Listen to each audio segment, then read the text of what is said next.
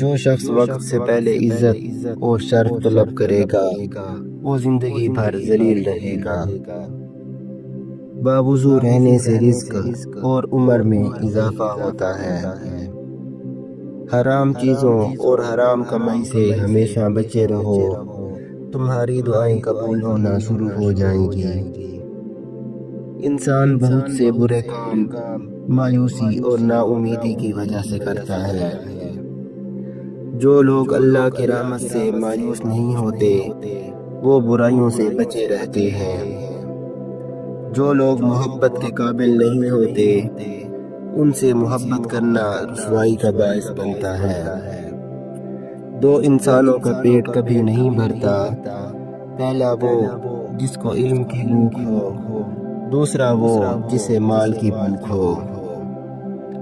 قناعت سے کوئی شخص بھوکا نہیں مرتا اور حرص سے کوئی شخص بادشاہ نہیں بنتا۔ کامیاب لوگ اپنی منزل کو پیش نگاہ رکھتے ہیں، رکاوٹوں کو نہیں۔ زندگی میں کسی بھی انسان کو اتنا قریب نہ کرو کہ وہ تمہیں معمولی سمجھنے لگے۔ جب انسان اندر سے ٹوٹتا ہے تو باہر سے خاموش ہو جاتا ہے۔ انسان برا وقت تو بھول جاتا ہے مگر برے وقت میں لوگوں کا رویہ نہیں بھولتا۔ امیروں کی غلطیاں بھی مذاق لگتی ہیں اور غریبوں کا مذاق بھی غلطی بن جاتا ہے۔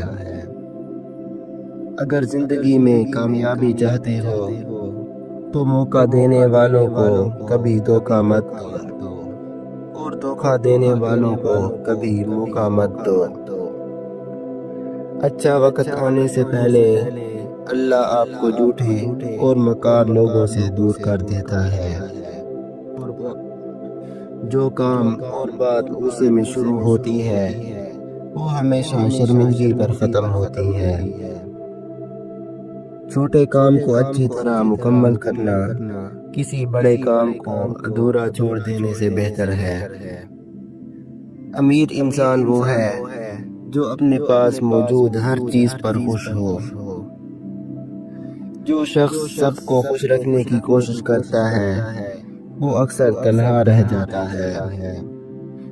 جوانی امیر اور غریب ہونے کا بہترین وقت ہوتا ہے۔